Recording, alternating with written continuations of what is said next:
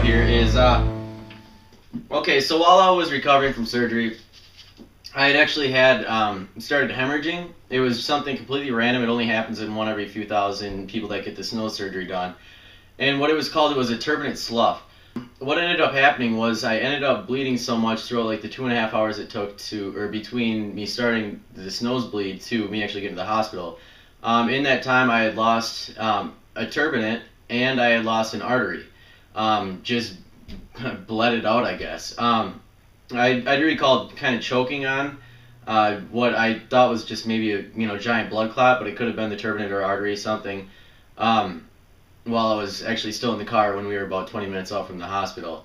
Right when we got to the hospital room, I pretty much passed out right in the chair.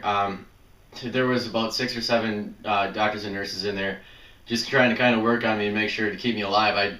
I didn't know that I actually lost that much blood, but when it was all said and done, they actually couldn't read the blood pressure on me. They didn't know really what to do, so my doctor ended up shoving something called a rhino rocket. It's like this balloon to stop your bleeding. So he shoved it right up my nostril, like way up here, and it had to just shut off all the bleeding that was coming, or else I would have bled to death, I guess.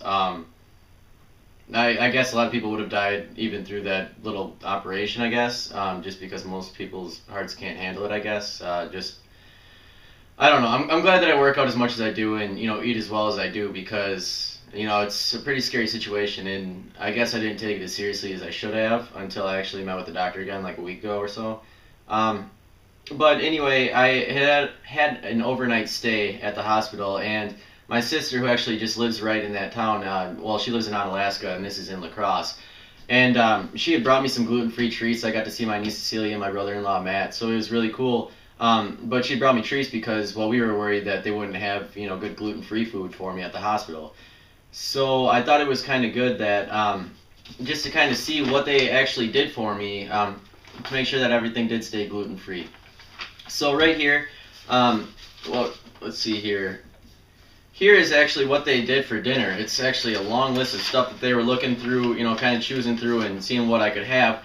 And obviously, I don't expect them to be quite as knowledgeable about, either you or I, who are celiac that have to, maintain a gluten-free diet. But they actually did a decent job.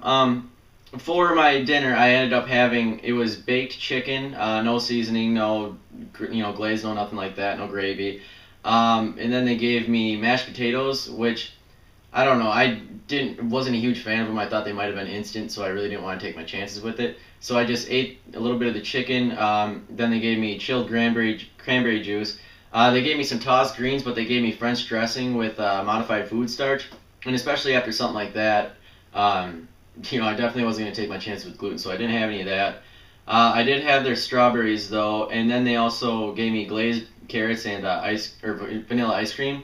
Now, the glazed carrots I didn't want to try either, just because I didn't know what they glazed them with. And then the vanilla ice cream actually had carrageenan in it, which I don't know if you guys have seen. Shoot, I can't remember which episode it is. I'll try and make sure to post a link below. But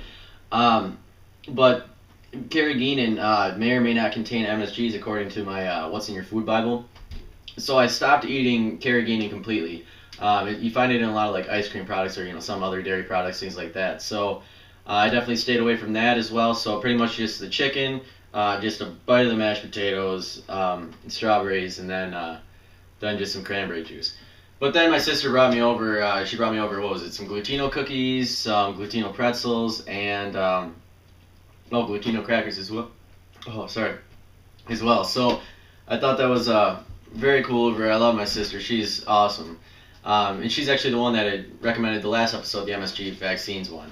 And then for breakfast, since I had to do an overnight stay there, they had actually got me some rice checks, some scrambled eggs, a grilled ham slice. I didn't try the ham at all. First, it looked disgusting, and second, you never know if it has, maybe some other glaze or seasoning with that.